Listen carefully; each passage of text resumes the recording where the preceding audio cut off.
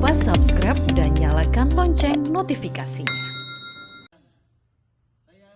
Kegiatan halal bihalal dan apel perdana ini dilaksanakan di halaman kantor Gubernur Kaltim dan dipimpin langsung oleh Gubernur Kaltim Rudy Masud. Di awal masuk kerja usai libur panjang Idul Fitri, Rudy Masud menegaskan kepada para pegawai dan ASN di lingkungan Pemprov Kaltim untuk bersama-sama bersinergi membangun Kaltim lebih baik sesuai cita Presiden RI Prabowo Subianto. Rudy Masud menjelaskan bahwa pemerintah provinsi merupakan perpanjangan tangan dari pemerintah pusat dan kabupaten kota.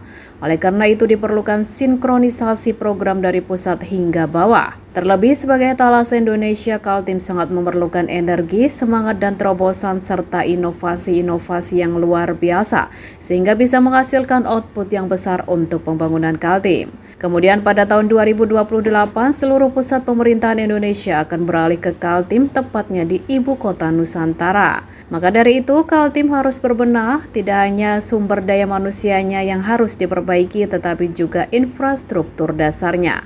Ya, pertama berkaitan cita itu ada 8 cita pokok dari Bapak Presiden Prabowo Subianto yang harus diselaraskan. Kita harus menyesuaikan dengan pemerintahan pusat.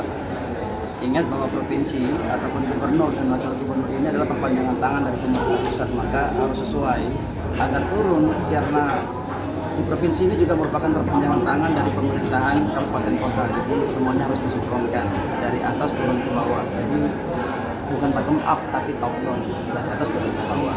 Kita akan menyelaraskan, menyesuaikan, dan hampir semua visi dan misi daripada provinsi semuanya termaktub di dalam cita Bapak Presiden Prabowo Subianto.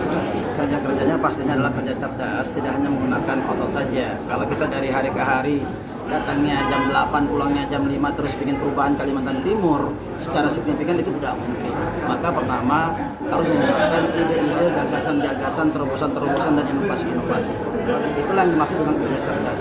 Bahkan sudah harus kita libatkan dengan teknologi. Itulah namanya kerja cerdas, kerja cerdas buatan yang disebut namanya adalah AI.